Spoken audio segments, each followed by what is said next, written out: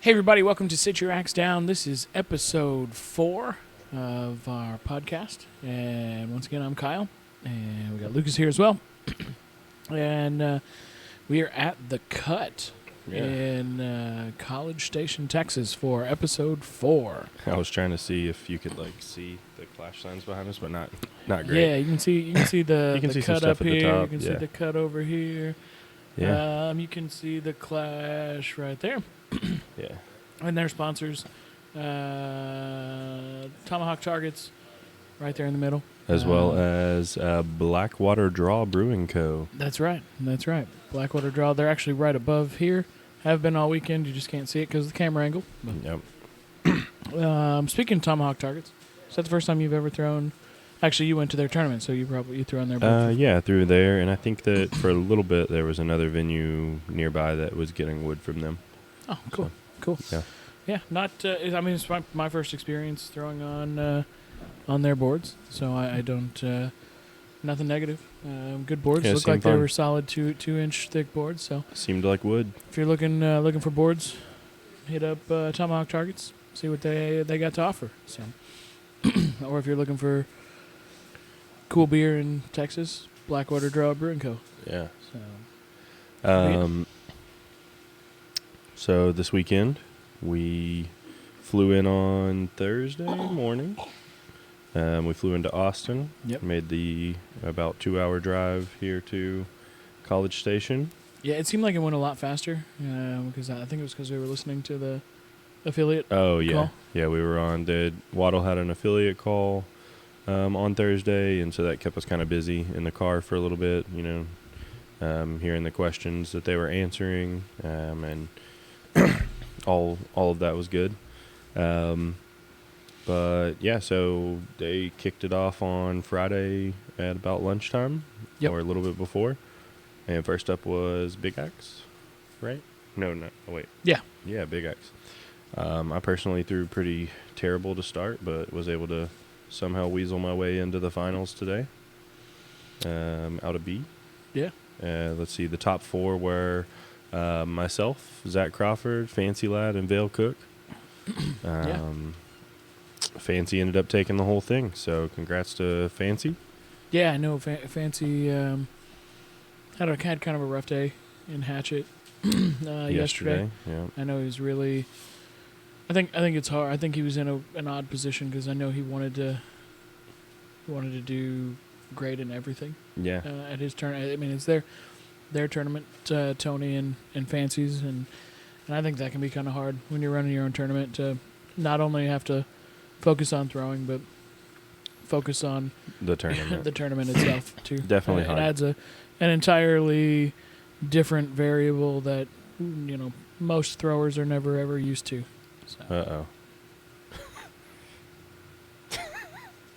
All right, sorry about that. We had a little snafu. Worried about that first 4 minutes of the podcast not working, so we checked it, and It's all good. And we're back. So Yeah, so we're yeah, talking about Fancy was, he had other things going on, between running the tournament other than just throwing. So that I have been in that position, and it's definitely challenging. So I know how that is. Next on Knives was yeah, the one thing that Lucas hasn't mentioned yet was that when we started on Friday, like we said earlier, it's in College Station, Texas, and we haven't had warm weather yet in our neck of the woods in Indiana or Tennessee. Tennessee. Really. Not to the scale that it was on Friday, but Friday was hot. Oh yeah. It had to have been approaching 80 degrees. It was very humid, and I think it a little bit affected Big Axe, maybe not a whole lot. Yeah.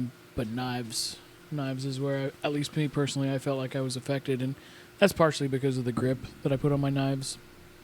It's very tacky, and just wasn't prepared for the humidity. Yeah. And it definitely affected my release on knives. Yeah, it definitely has plays a role for sure, especially with knives being so much more finicky than anything else. It definitely, 1 inch or one one small amount of extra second in your hand or anything, makes a world of difference in knives. Whereas axe, you might land a little different or something like that, but for knives, it can be the difference between sticking and dropping. Yeah, absolutely. And my issue was that because of the additional tackiness to the grip, I was having an issue where I wasn't releasing quick enough. So it was like I was holding onto the knife a little too long, and I was having them kind of go low. And then when I would overcompensate for that, my release would work as it should, and then I would sail it high. And so that was kind of frustrating to me. I mean, ultimately, I still finished in a good position. I mean, I think I was tied ninth or whatever. Something. So not Something terrible. Pretty good. Let's see. So in the first bracket, I think, I don't remember which one was first or second, but myself and Michael Theodoro made it out of one bracket, and Garrett Rice and Tony Luce made it out of the other. Garrett and I were the A winners of our brackets, and then Tony and Theodoro. Yep. Garrett ended up in second place overall, and I took home Garrett a knife bid. Threw great. Yeah, I mean, both of us did not throw well our first and during the A finals, but I mean, he was throwing really well when I was watching him warm up, and then obviously prior, and he got his first. He's got like the third knife bid. Yeah. Of the year. There's about to be 10 more handed out from the leaderboard, and I think he might have gotten one from that either way. I think so. I want to say he was up there. Now he has one and doesn't have to worry about it. I haven't checked. The stupid marathon league, man. Yeah, nobody will know till tomorrow. Yeah. I took home the win. I got a nice trophy here that is a actual knife, which is interesting. It's like cut out of steel, a little heavy, a little thick, but yeah, in the design shape of a Highlander. Yep. Yeah. And then the other one. No hole in a handle. And all right, so that was Friday. Saturday, woke up extra early so that we could do duels. Duels was good. Yeah, duels was good. First time throwing with Zach, in a real thing. I threw with Zach on the Commissioner's Cup, but that was around we the barely world, even got to throw. Yeah. He showed up like as we started recording. But yeah, we came out of B from our bracket. Michael Barton and George Sanchez took A from our bracket, and then Michael and Colby B in the other bracket, and Tony and Fancy took first from that one. Correct. So we played Michael and Colby first today, and then battled our way up to second place to the second set of 3, but our winners, Michael Barton and George Sanchez. Yeah, that was exciting. They were very excited to get a win. To get a win there, and they were throwing really well. They were throwing really well. Yeah, I mean, I saw them practicing. I mean, they were practicing, one up, one down, and doing all the things, to set themselves up for success. So they earned that one. I'm gonna get that toast. I know. I was waiting. We got a dog over here, so obviously you see the canes. Had to get some canes. The rear end kind of right over there on the. Yeah, there's a dog over here. Oh, he's leaving. He realized he wasn't really gonna get that toast. Does not like pets. Yeah, unless you have food. Loves food. Will let you pet for food. Otherwise, no pets. And then today. We had our finals after that. We missed Hatchet. Yeah. After that, on Saturday, yesterday afternoon, we had Hatchet. I was in the second bracket. So first bracket was Michael Theodoro from A and Colby from B. Yep. Michael finished that one off with a 64-64. Against Colby? Against Colby, yep. Colby dropped down and played, I'm not sure, I don't remember who got third. Maybe Ant-Man was in mine. Who was in theirs? Who got third in their bracket? I don't remember. I can't remember. Nope. Colby took them and made his way from B. And then I won our bracket, also with a 64-64. And then Damon Latham made it out of our bracket as well. Today, Damon battled out of B, made it all the way to the final. But I took home the win, so here's the other trophy here. Shaped like a butcher. Yeah. A lot thicker, though. Yeah, much thicker, but does have a little edge on it, so yeah, it stuck finally. It took 2 throws, but I got it. And then they also did something else before we started all of that. This morning they had a Funder tournament. Yep. So an under tournament that was fun, hence the name. And a thrower that from here in Texas, Zach Hayden, took home the win in that. That's right. Yeah, that was going on bright and early this morning. Yeah, while I was sleeping. Trying to sleep. Yeah, we got here for the finals, though, and it looked like there were several people that threw their personal best. Yeah. So a couple of 60s for some people. They finally got to check that off their throwing bucket list. And then, congrats to Zach Hayden for taking home the win. He got a cool, I think it was a jack of clubs or queen or something like axe. Looked really cool. So congrats to Zach for taking home that win. Yeah. Yeah, I thought the Funder tournament was a pretty cool thing for them to do. But yeah, we're here in College Station. We got here Thursday. We had a lot of time Thursday because we did get here pretty early. and I've been seeing these Instagram videos that I really like where this guy is just golfing, and I'd sent a couple to Zach, and I was like, let's actually go golfing. And Kyle was like, we drove into town and went right by the golf course on campus at Texas A&M, which is pretty much the largest property owner in College Station, I think. Yeah. Yeah, most likely. So we were like, all right, we're going to go golfing. Yep. So we get a tee time. Make sure that we could rent clubs. Yeah, we don't have clubs here. Gotta rent clubs. We were like, that's cool. We'll rent a bag and we'll just, play a scramble or something. We'll just go out there and that way have we're fun. moving quick because one bag is going to slow us down. It's going to slow the other golfers down. Obviously, we're probably not very good. So we're going to need, we bought an entire box of golf balls too, because obviously we were going to lose several or not want to go look for it. Yeah. Kyle was going to hit them all in the hole in one. I was just going to use irons the whole time. Yeah. So we get there, we pay for everything, we're all set up. We get in the carts. We got 2 carts. We're cruising. We get up to hole 1, and man, we watch some people tee off, and then we pull up, and Cranky Carl. Man, he was not having it. Yeah, I think I was probably slowing us down because I was on the phone. Yeah, we would have made it. I think we could have squeaked by. We could have squeaked by, but Zach and Kyle were trying to act like they had business calls and stuff.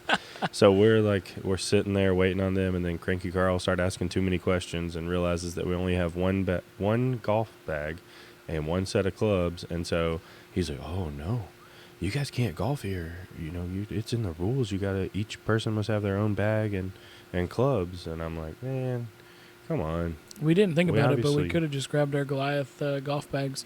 Yeah. And each threw a club in a bag. We'd be in good shape. Yeah, I only need 1. But no. Well, we would have grabbed our Goliath golf bags. Zach would have grabbed his he Gorilla wouldn't golf have bag. He wouldn't have even needed it. I wouldn't have let him put it in the cart. He could have just used the... We had Jenna being the driver, so he would have just had the golf bag, But, all right, so he kicks us out. We get a refund, but we were pretty disappointed, if I must say, because playing real golf would have been way more fun. But we ended up going to Big Shots. Yeah, Big Shots and Texas A&M's version of Top Golf. Yeah, it's like a Top Golf-esque thing, and it was fun. We stayed for like 2 hours. Yeah, they had good food. Good. I'll admit I was a little sore after. I think we all were. Yeah, but man, we got to show you guys this video of Zach. Zach was he actually, so we played like a full 18 on the course, and Zach was the only person to birdie a hole, and he did it twice. But he also did the worst. So here's a little clip of Zach. So if you guys need any his golfing skills, if you guys need tips or anything, Zach's the guy to go to. You're gonna want to get him after you see this video. That's right.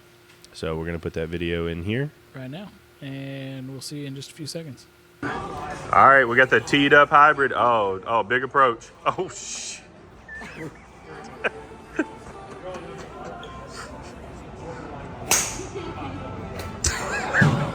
All right, good practice. gonna give him a roll. He'll give you no roll.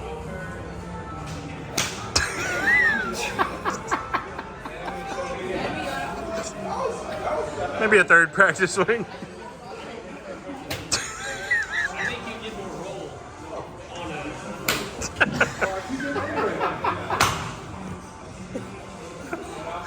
a drink. Bro, it's in the fairway.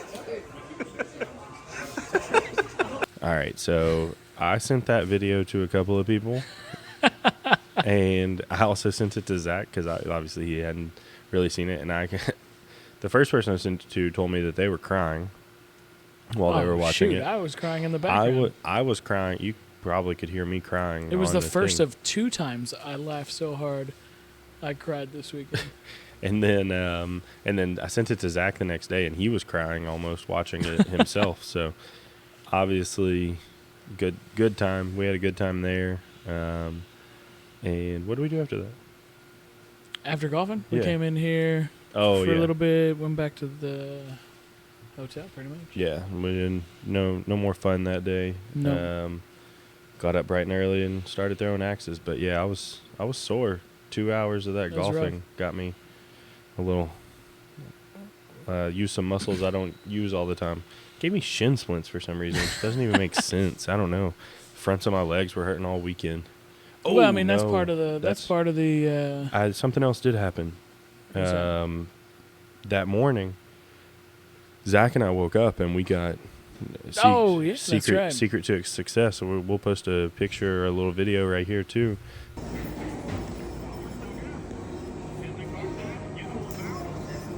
Zach and I went in and we were like, you know what? After all that golfing, we had a little pampering. We went and got tournament day pedicures.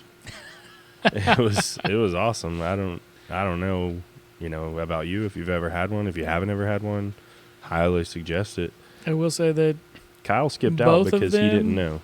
Lucas and Zach both ended up in the finals for Big X that day. So. That day. So say what you want. Pedicures must be the key. I ended up in all the finals. It could have been the pedicure. That's right. But the Kyle would have joined us, but he didn't know that it came with a massage. Yeah, I had no clue. That's the main part we were going for. Obviously, we didn't. My toes did. Yeah, I mean, we didn't get them painted. They asked like 3 times, like, "What color you want?" We're like, "No, we don't want purple color." and black. Yeah, so we did. I'll show you guys a picture. No, we didn't get them painted, but I think that was what really set the tone for the weekend. Was those pedicures? Yeah, I mean. You can't deny it. They were both in the finals for Big X. So, and we threw together for duels. We were in the finals. I mean, we almost made a comeback from B. That's right. If I didn't suck and miss that kill, I mean, or if Zach doesn't suck and throw a 4 during the regular bracket, we would have been an A. And I think he threw more 4s than I did at Cascadia. Let's not get carried away. Maybe, but hey, we did win in Cascadia. That's true. You threw them at the right time. Zach threw it at the worst time. That's right. But I missed kills at the wrong time too. So throwing 4s at the right time is an art form. That's right. You got to have a big brain to be able to do that. That's right.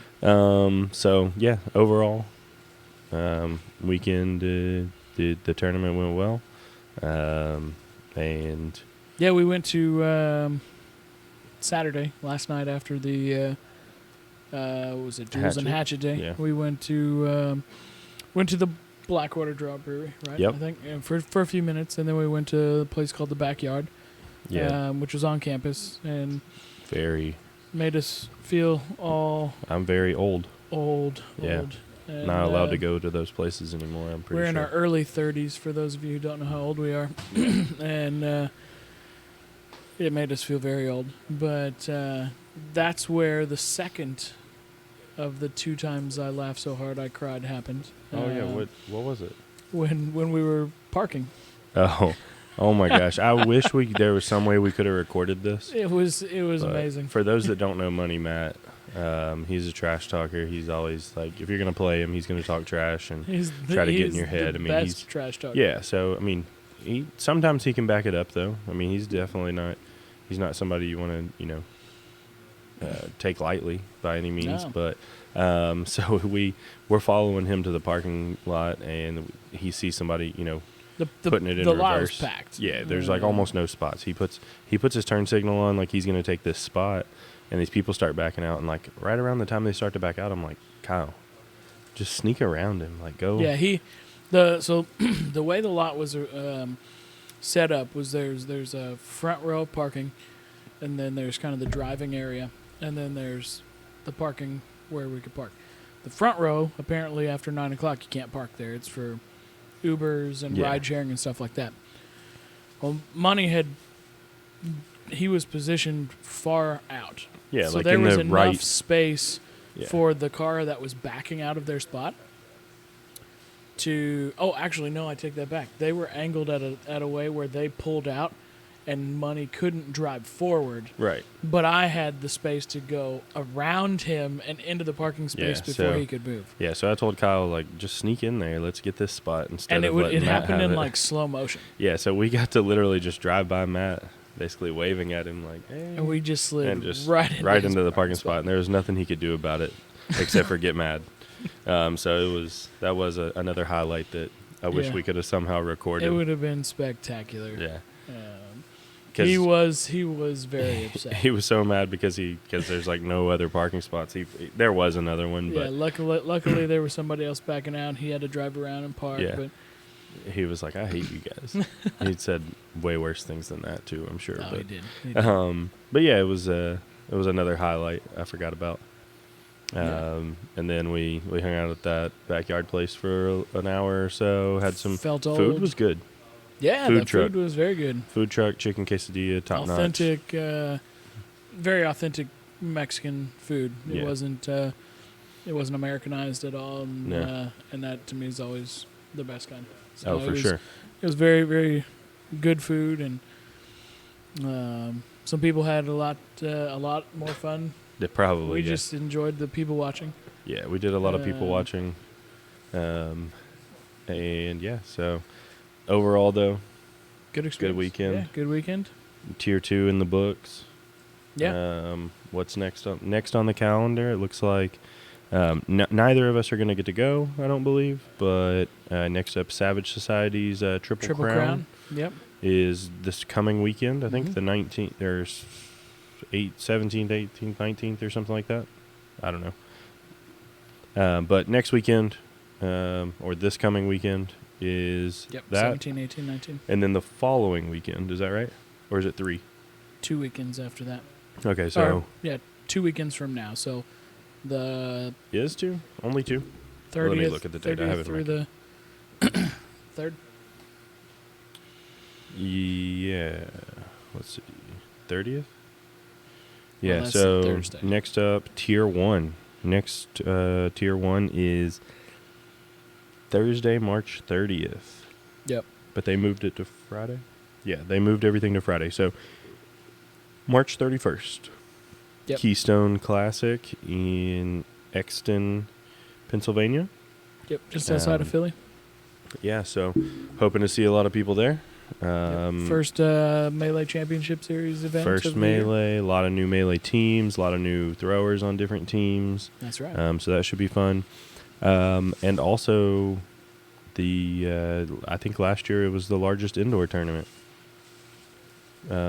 North Ohio was. You sure? Pretty sure. I don't know. We might have to fact check that. I think it was. I'm thinking because Jason and I just talked about that because of Angry Wood. I don't think so, man. 192?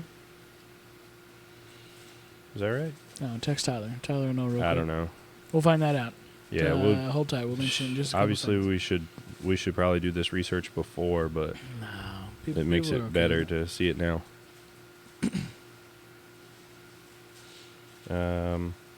But yeah, we're excited to debut. Yeah, Murderers Row in action. Excited to see the all-women's team, Femme Fatale. Excited to see some of the draft teams, the youth team, Wizards. I would not be surprised if a draft team beats a undrafted team. Yeah, me either. I mean, you know what? It became even more obvious this weekend is just how good, like, every... Oh, man. Everybody is, especially hatchet. I mean, the big X is, Big whatever. X is big X. Yeah. And duels is duels. And Knives is knives, but knives, hatchet is. we're gonna see new people get really good really quick because Yeah. it's so new. Anyways. Knives is so new, like it doesn't take long for somebody that I mean, well, not that it doesn't take long, but it hasn't been around long enough that there's, no chance that we already know the top 20 people. I mean, that's going to change before the end of the year for sure. There'll probably be some new names. I mean, I don't remember Garrett throwing at any tournaments last year, and he's already got his bid this year. No, but I threw against Garrett, I think, at Worlds. Okay. He was in my bracket for knife, and I mean Michael. Yeah. Michael really didn't pick up. He knives didn't, but he until beat the me at Worlds. End of the year, and Yeah. and then he spanked me at Worlds. jumped up exponentially. So, but yeah, hatchet, man. I tell you what, we had all those people up there we had in hatchet. Oh my gosh, my brain just went blank. We had Jonathan Morita at Capital City. Oh yeah. Who was like a guy who's never thrown in a tournament before. Oh, you're looking up the guy that should have beat you. No. But that was throwing really well. But made me sweat even more than I was already sweating, that's for sure. And do you remember the... I know his first name, but I want to make sure I get his last name right. Yeah, while you look for that, there were also a couple of females that I hadn't seen throw. Yeah. There was one that was... really good upcoming female. She'd never even thrown in a league, I don't think, either. She had never thrown Big X League for sure, but she had thrown hatchet, yeah. But yeah, it was cool to see some new people. Just so we're clear, Tyler got back to us and did say throw Ohio, which that's crazy to me. Called it. Yeah, I don't know. All right, where in the heck are we at here? Oh, you don't even know what you're doing. Just tell him. Oh, that's Big X. Gosh dang it.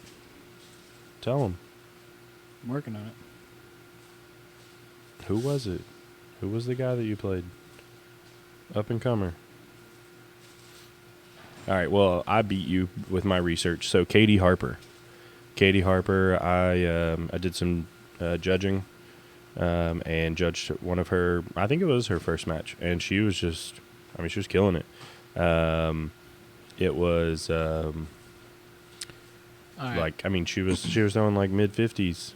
Her first match, I never heard of her before, which is amazing. So, shout out to all the new throwers that came, and then Kyle also threw against Castaneda. I assume that's how you pronounce it. Abuelito. If I pronounce it wrong, I apologize. But I think he throws. At least it kind of seemed like he throws with the people at Splinters in Texas. But yeah, I mean it went 3 games, and the first game was fine. I thought the first game went great, at least for me.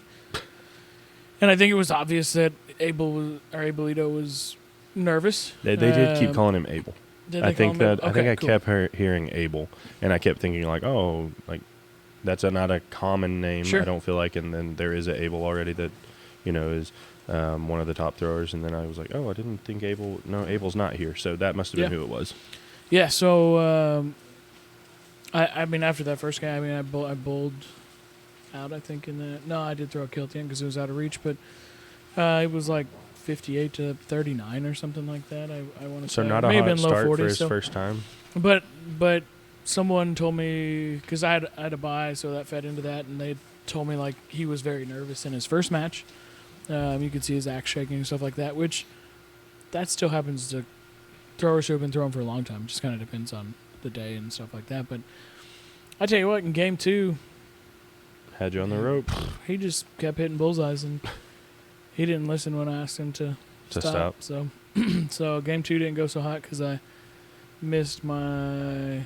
Those were the only 2 kill shots that I missed up until I decided to completely implode later in the day. But Kyle knew better than to hit him against me. The game, actually, I only missed 1 kill shot against him, but it put me away because I was 3 for 4. Yeah. And that, but then game 3, I did just fine again, and then I went on probably my best run in hatchet in a little while. But So I ran into Lucas. Abel came out swinging, though. Abel had you on the ropes. 100%. And then I caught glimpses here and there of his other matches just because they were running through matches pretty quick, and it looked like he did just fine. And so excited to see. It's exciting to see new throwers do well. Yeah, I just wish they would not all be throwing against me every Or, time. like, if you're going to do well, just, like, don't do it when you play me. Yeah, exactly. Or No. do it when you play Lucas. Just don't do it when you play me. It is exciting to kind of see. I am interested in seeing, what comes next after this year, but there's a lot of throwers that, you can't really take any throw off against anybody anymore. Sure. Especially this year. I feel like even more so than previous years, just because, without the target changing, everybody's getting better, and you kind of reach a threshold where you can't really get too much better. But yet, that gives people time to catch up and get closer to you. So, yeah. Looking forward to seeing more new throwers at Keystone. I think there will be quite a few people that are new this year. Tyler did confirm that I guess Throw Ohio had a few more hatchet throwers than Keystone. Kyle confirmed it first, and then Tyler had to come in. No, Tyler actually confirmed it. You guessed. No, I'll show you the messages. I thought that they had more overall throwers, but I thought that Keystone had more hatchet. Yeah. That's entirely possible. I can't remember for sure, but Tyler says he thinks that Ohio still had more in hatchet, but I don't know. Let's see. So that's it for tournaments. We got Melee coming up. Yeah. One of the things that I know we chatted about before, we chatted about it a little bit in episode 1, but there was a thrower that reached out to Lucas and I and kind of complimented the discussion that we had in episode 1 about like the mental side of axe throwing and stuff like that. And I actually got a question this weekend. You did? In Big Axe about mental, like what would you do in this situation? What do you think I should do as a person? And I think there is more of a mental game than people think there is. I mean, obviously you have to be able to throw. If you don't think that there is one yet, you just haven't. You haven't gotten to You that. haven't hit that bump in the road yet, and or once had you that do, off day, then you'll realize it. Yeah. So I mean, there's definitely so much mental. I mean, actually, I had 2 people ask me this weekend about a different mental thing, but one was was one of them right there at the end. Yeah, one wanted to know which is the same thing that I'm going to mention here in a second to myself. But yeah. Yeah, I mean, people want to know. I mean, I've had a couple of people ask me now, like, what did it take to get over the hump? Like, because there was a year. I mean, I won something in 2020. Was the first time I won a tournament. Which one? Pump Jacks here in Texas. Yep. Won a tournament there, and then, I mean, I probably went quite a while, I think, before I really won another big tournament. But then all of 2020, I mean, I would get so close, and Philibon would just kick my butt. It seemed like at almost every tournament there was just a good run there where Philibon was just beating me every time we played, for at least the whole beginning of the year of 2020. And then I did finally get a win, but then, I mean, I think he beat me several more times the rest of the year, and I had opportunities to win some of them I didn't necessarily, but it seemed like I just would get right there to the finish line, and even if I had the lead, I would miss a kill or something like that and somehow give away the game. So I mean, I've had a couple of top throwers ask me, like, what did, that are in that same situation, what did it take to get over that hump and be able to, finally get those wins? And my answer is just that I started practicing more situationally, like in my head, just mentally, like, all right, if I hit this, I win type of, putting that little bit of extra pressure on myself instead of trying to act like it wasn't an important throw. And honestly, I don't know that I talked about this on the podcast, but this season I did a very similar thing because it's really easy to not take the season as serious for me at this point. So I set a couple of goals for myself. One of my goals was to have a perfect week. Came up short.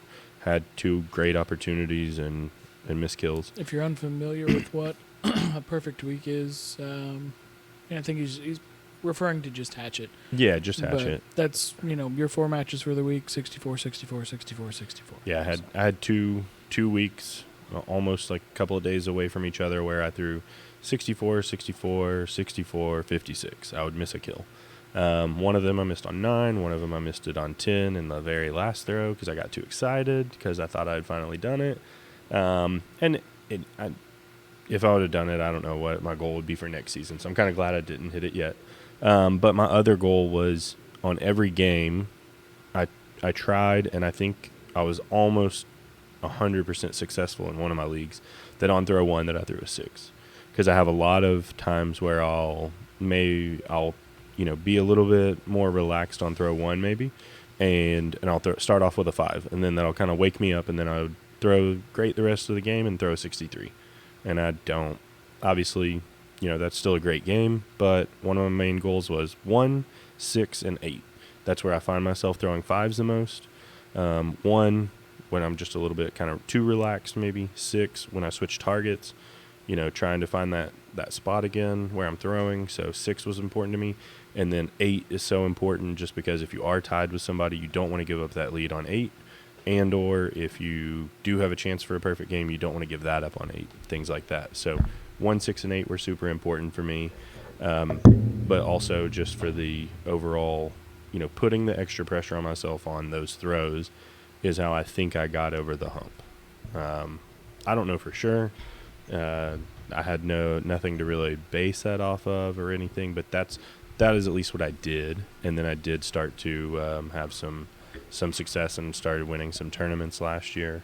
And then the other question that we had was not about that, but more of a strategy question, that I had. And that one was just in Big Axe, if there's just a 1-point game going into throw 5, they were wondering, like, all right, if I have the lead or if I'm behind one, is it smart to stay down, or should I always be going up when there's a 1-point difference? And I said, obviously if you're ahead and your opponent says they're going up, you have to go up. Mathematically, you should go up. Because if they're going up and they're going to hit an 8, best you can hit is a 6, so you're going to lose by 1 if they hit. So you might as well go up with them. But if you have the lead and you think, I think I can hit a bullseye, and they're going to throw a 5. Or, sorry, if you're behind one, you could very easily just stay down. Sure. Right? 'Cause it's a 1-point game. Puts a lot of pressure on them to hit a bull. They're most likely not going to go for an all-or-nothing kill. If they do, then and they miss, you're going to win no matter what if you stick the axe. So I think if you're down 1, definitely a strategy to go for it. Depends on how confident you've been in your kills, how your bullseyes have been going. If you've thrown all 4s, it's probably not a great idea to stay down if you're only up 1. Unless that other person's just been throwing 3s and Sure. had like 1 lucky 6 or something. But I told him, I think it's a in the moment, just how you're feeling type of thing for that decision. And, but that's just some of the strategy and some of the mindset things that maybe you don't think about, or you feel like you should always go up. I think there is more strategy in the game than people really give it credit. I know for a fact that Tyler Flynn will sometimes stay down on throw 5. If he's down only 1. Throw 5? Yeah. In Big X. Oh.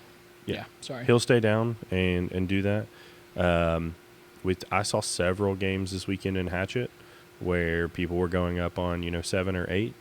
I saw several people win by doing that. They were down by a handful, go up on 7 or 8, hit their kill, get them back within reach, hit their next kill, and then it puts your opponent in a tough position on if they're going to, decide to go all in, or if they're going to try and wait it out and hope you make another mistake. Yep.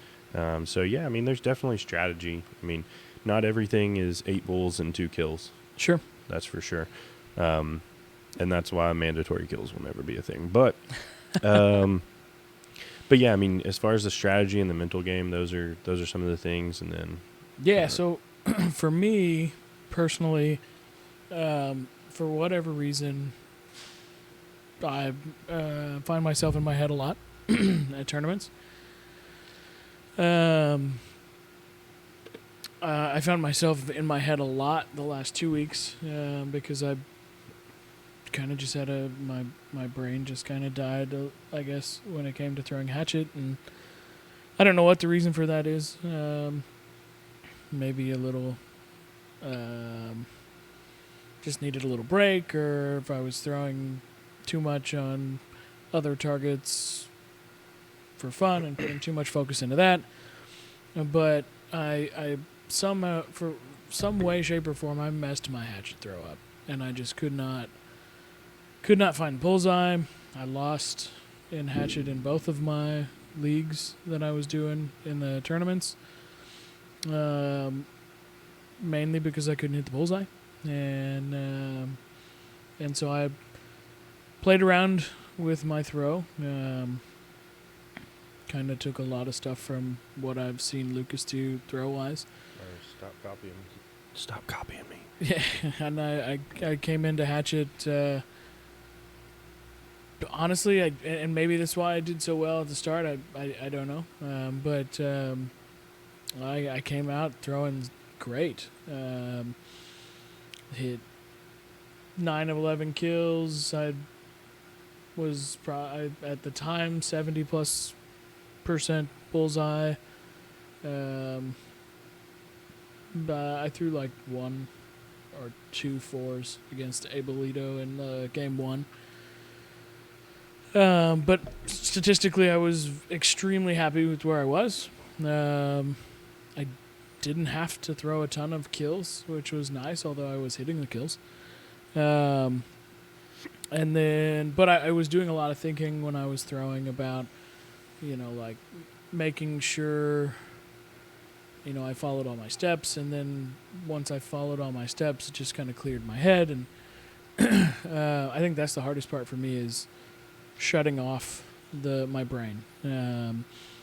I constantly am thinking about all kinds of things, whether it's throwing or business stuff or what's going on in the room around me and stuff like that. And so shutting off my brain is sometimes very difficult, and I think there's a lot of throwers that have very active brains, and that can cause a lot of problems when it comes to throwing. And I'd done a good job pretty much all day with that. Realistically, even through my match with Lucas, like I went into that match going, I'm going to hit my kill shots. If I throw my bullseyes the same way, he's at least going to have to throw 2 kill shots, which was my goal, to make him have to throw 2 kill shots, because he doesn't have to do that a lot, most times until he gets to the finals. And so that was my goal, make Lucas have to throw 2 kill shots, and I think you did in both games. Yeah, you did it. You hit them, and I missed all 4 of them. No, I finally missed one. Yeah, but it didn't matter. You'd hit the first one, though. I think I was 12 for 12. Oh, no, you did miss the very first one. Yeah, I was. You were 10 for 10. Okay, going into that, I was 10 for 10. 10 for 10. Yep. And I was 9 for 11. And he made me miss my first one. Yep. My only one of the regular And all I had bracket. to do was hit the darn thing, and then I was going to stay down and make him lose the first game. Yeah, but he couldn't do it. He missed 2. I know. Sucker. Yeah. But then the second one ultimately wouldn't have mattered. So I think you were up 2 or something like that, because that's the only way you're going to go for 2 kills, right? Yeah, 2. 2 points, yeah. And so even if I hit the second one, he hit the second one, and I knew he's not going to miss twice. Hopefully not. I do sometimes. Oh yeah, there you go. Hope you guys like that noise.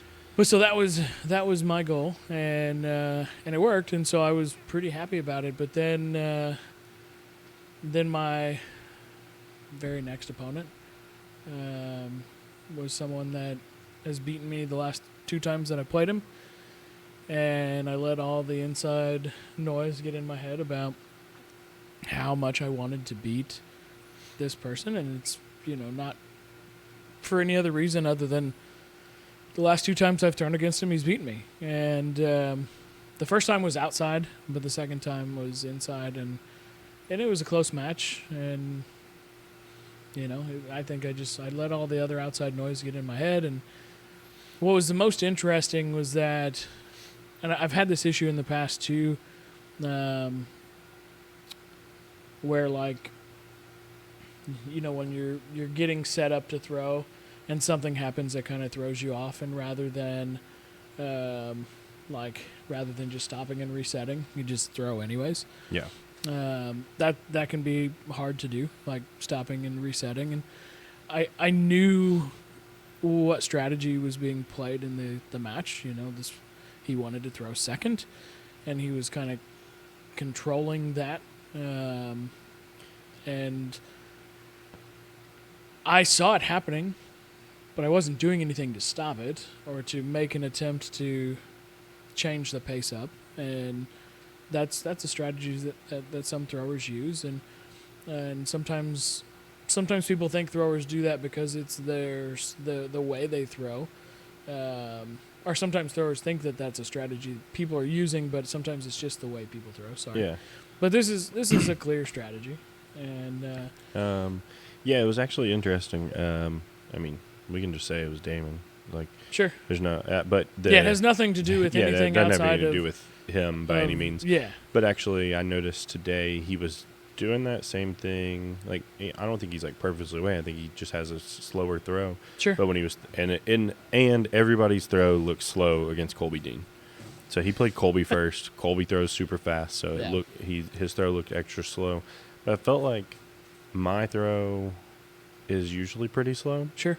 And sometimes if I get in a rhythm, I will actually turn my speed up a little. Like if I'm feeling good and I'm hitting sixes, or if I throw a 5, sometimes I'll think like maybe I just took too much time on that one and was really thinking about it too much. I'll get up there and try and really clear my head and throw a little quicker.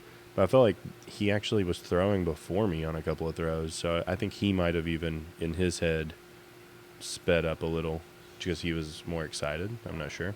That's possible. Or I mean, it could have just been that he was feeling it too, because I mean, he threw really well. No, he threw. Well. I mean, he threw well all day. I mean, obviously he made it out of B. Sure. And he was throwing well yesterday to make it to the finals. I mean, nothing with that. But yeah, it's interesting to see speeds and things like that. A lot of throwers have like a little bit of a mental checklist of things that they do before every throw.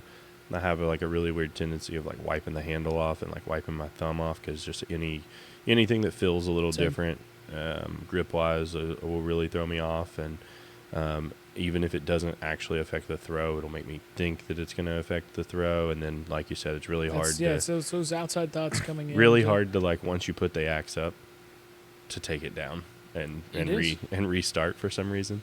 Yeah, because what's happened to me in the past is I've done that. And then it doesn't fix anything. And then I go, why am I even thinking about that? And then it just raises an entire other thing in my head that I'm just not going to do that the next time. And my biggest issue still, and it's gotten way better, but I used to spend so much time while throwing listening to outside things that were physically happening in the room, and just like could not listen. Like I couldn't turn my brain off from listening to that. That's and then it just takes that little right. bit of focus away, and that focus is the difference between a 6 and a 5. Yeah. And at this point, with everybody getting better, that's the difference in winning and losing. That 1-5.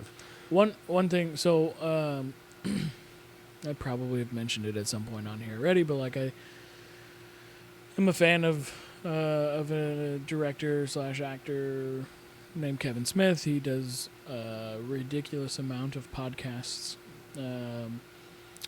He's Silent Bob from Jay and Silent Bob, if you're not familiar, but he does a podcast, an every morning podcast that I listen to, and it varies in time and stuff like that. And he just had a really long hiatus where he was kind of gone for like a month, and it was kind of strange. And he came back and talked about being gone and why, kind of a little bit about why he was gone. And he talked.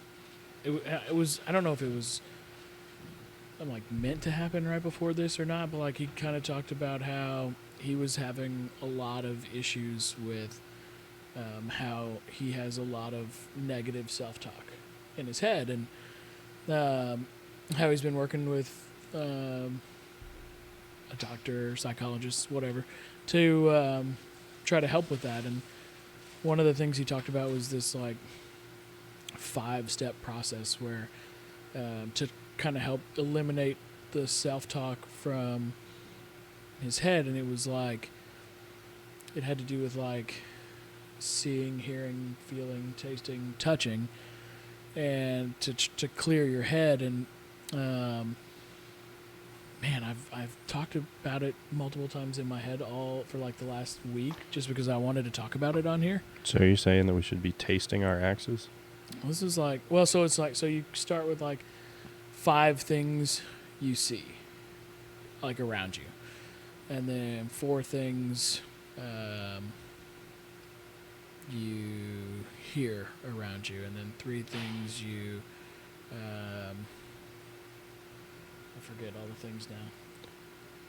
Seeing, hearing, Touching. 3 things you can touch. No, it's not 3 things you can touch. But the tasting is like 2, and so it's like I'm supposed to taste 2 I things. can taste the toothpaste Axe from and brushing my board. teeth, Got it. and then like he does like I can taste the saltiness of my skin or something like that. But and doing those 5 things will kind of help you kind of empty your head. Interesting. And yeah, I mean, I kind of tried it out one day, and I thought it maybe helped a little bit, but I think a lot of it was like thinking about it and stuff like that kind of, probably helps too. But I think it's a pretty tough thing to do, at least for me right now.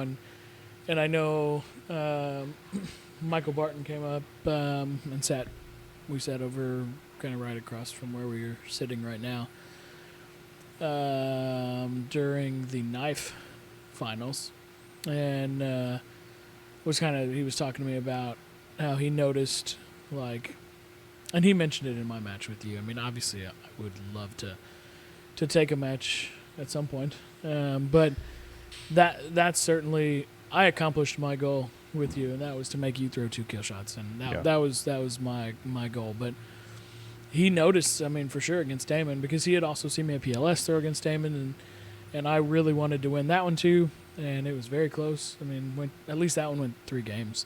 The one this weekend didn't go 3 games; it went 2. Yeah, I mean, when you want, I think it's also when you want to beat somebody. Yeah, it's much harder. Makes it a lot harder. Obviously, I mean, it's already, if you want to beat them, you're already assuming that they have the capability of beating you. So beyond just the skill part, just mentally, I think it's very taxing. I think another thing that I have had a problem with in the past is, like, if I know my matchup, like, way in advance, I'll know that, like, all right, I need to beat this person. I know that I'm going to play them, and it's happened to me a couple of times where, like, for Worlds, those brackets come out ahead of time. I got a little, I'm glad that they're fixing some seeding things, but I had Fancy first round in 21 at Worlds, and it was like, Fancy's a great thrower. I could very easily lose to him and be in B bracket. So I put a lot of effort, a lot of emphasis to make sure that I beat him. And then I put so much emphasis on it that I felt like, I think mentally, like I felt like the job was done. Sure. And then I got, kind of comfortable and ended up losing, my next game or the one after that or something. But I think there's definitely some merit behind, really wanting to beat somebody. And if you do, then making sure that you don't let your guard down. Sure. But if you're not able to, I think a lot of it comes from that mindset of, I really want to beat this person. Yeah, and I mean, if you're like I said, I was talking to Michael Barton. I mean, if you're a thrower that's paid attention to Michael Barton at tournaments, I don't think I'm speaking, out of. I mean, I don't have any. I don't know how to say. Like, I'm not saying something that Michael wouldn't also agree with. Like, he's had a rough go at tournaments since pretty much Ironside of last year. He yips are a real deal thing in all sports. I mean, there's plenty of baseball players out there who've had the yips, or any athlete, really, that you can get the yips at some point. I mean, realistically, I think you could say that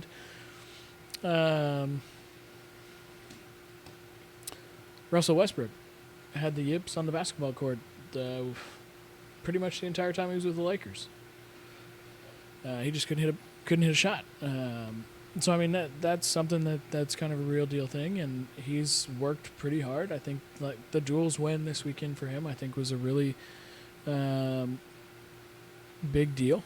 Kind of getting past some of those issues he was talking about, which I think with duels in general it can be tough, but like he was talking about how every single throw he was thinking about, is this the throw that I'm going to let George down? Oh, that's a thing with duels, no matter what. Yeah, I was going to to say that's a person. That's every person, throw for me too.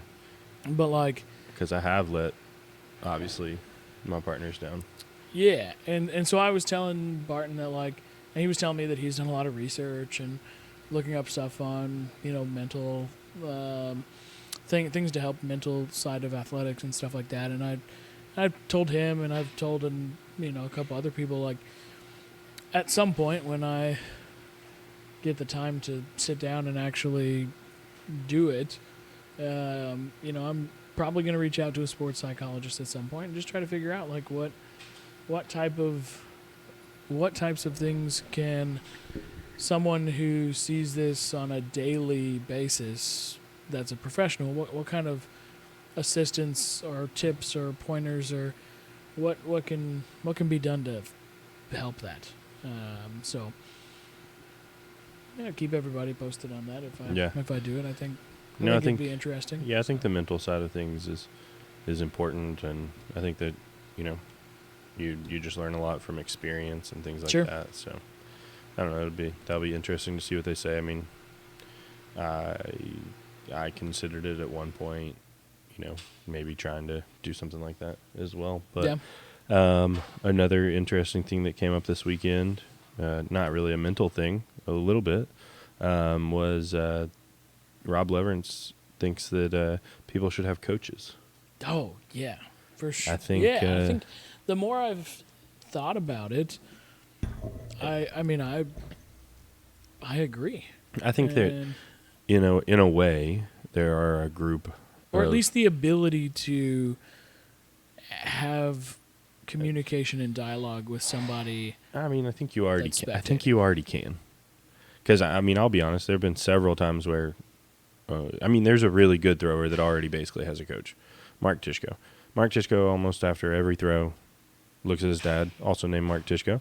But like they have a good relationship where he can give him pointers like after a miss, or good feedback after a hit type of thing. But there are times where maybe you're so caught up in the moment that you need that idea, or someone needs to point out that your shoelaces is untied. Yeah, things like that. I mean, there's definitely times where you can see something maybe from a spectator view or from an outsider's view that the thrower can't see while they're throwing. Yes, here's a really good example that Rob gave to me when he was talking about it. It was Worlds. It was our WKTC. Yeah, the World you Night nailed Throwing it. Championship. If someone was there watching Tony set up for that same kill shot he'd already hit, they would be able to have said, "Hey, Tony, no, stop." Yeah, reset, you already hit that. Go to the other side. Yep. Now, does that mean he would have hit it? Who knows? If he doesn't switch, or if that coach doesn't know, that's on them. Yeah. But, I would say that, obviously I don't have a coach, but there are plenty of people that I, every now and then, if things aren't going well or, anything, and I try to do this for other people. Like, people will turn around and look at me and on throw 8 or on throw 9. Like they're looking for some feedback, like what should I do? What should I not do? And like today in duels, we were down like 3 or 4 on going in to throw 4. And I look back and Colby's like pointing up and I'm like, yeah, I'm ahead of you. I'm doing that. But he was there and was able to give me that feedback. Like, all right, this is obviously a good decision. He also thinks I should be going up here. I hit. We end up winning that game. I hit on 4 and 5. But like something like that is also there. I mean, I know Philibom's looked at me before, when, he's like, I think the time I can remember it was Angrywood. Hayden had dropped one just because of a weird board outside. Hayden's throwing perfect other than that. Philibom looked at me like, should I go up with him? And I was like, I just kind of shrugged, like, that's up to you. No, nobody's going to think any differently of you if you don't. But having that person to tell you yes or no is, at least give their opinion, like kind of like a caddy in golf is more so what I think it would be like. It would be more like a caddy because those aren't your coaches. Tyler, and asked him like, can you take a timeout? And he said, you can ask for a pause. You can ask for a pause in play. Which is essentially the same thing. I mean, like if you had one and you really wanted to, utilize it, but you thought you couldn't. I mean, tying your shoe is a valid reason to. I think if more people were to really implement a coach or a person standing there or having that, I think that they would have to reword they would have to put more. There would definitely be a rule change. When can you call a pause in play? Like, can I call a pause in play after somebody has made the decision to go up? Yeah. To extend the amount of time I have to think about it, or. Yeah, I don't know. I mean, there would be a lot of changes that would have to be made and rules to kind of go about it, but yeah, it's an interesting topic. I'm sure it'll get brought up again. Maybe I think when it also would be helpful for new throwers. Yeah, for sure. It would be helpful for several things. It would have been helpful for Abel in my match. Yeah, it would be helpful for new throwers. It'd be helpful for maybe younger throwers. Sure. Just to, if they don't know necessarily the correct strategy, things like that, when they should be going up, when they shouldn't. It would also be helpful for maybe someone who doesn't see very well, that doesn't feel confident in their sight, to be able to be the person that can suggest that they get a second opinion on an axe. I know that they can't call for a second opinion due to the rules, but they can give you the, like, hey, you should ask for a second opinion. Okay, now the thrower can ask for a second opinion. Things like that. I mean, there's going to be opportunities, and as more people join, there's going to be other people that might need that coach thing as well. So I think it's just an interesting topic, and we'll bring it up again with our next guest, I think, and see what they think. And if you guys think, you have comments about the coach thing, let us know. But I think that's anything else we wanted to cover. I think we'll leave on that question and see what people. I think that's a good spot. Stay tuned. Probably in the next week or week and a half for episode 4.5, where we'll try and talk to somebody either before or after the Savage Society Triple Crown. Triple Crown. Yep. Gosh, brain's running in slow motion. And then we'll chat some more, of course, at Keystone. Yeah. And that should be a good one. We should definitely have a guest at Keystone. So we'll have somebody on, and we look forward to seeing everybody there. Mm-hmm. Thanks for tuning in. And if you guys have any questions, any topics, things you guys want to talk about, feel free to either hit us up in the comments, or if you want to send us direct messages as well. We're happy to help with that, and anything you guys want to learn more about or have us do the research for and talk about and stuff like that, we're happy to do it. So I think we're having fun with this podcast stuff. So. Yeah, hopefully everybody continues to tune in. As long as that happens, we'll keep trying to do it. So, thanks a lot, and we'll see you guys next time.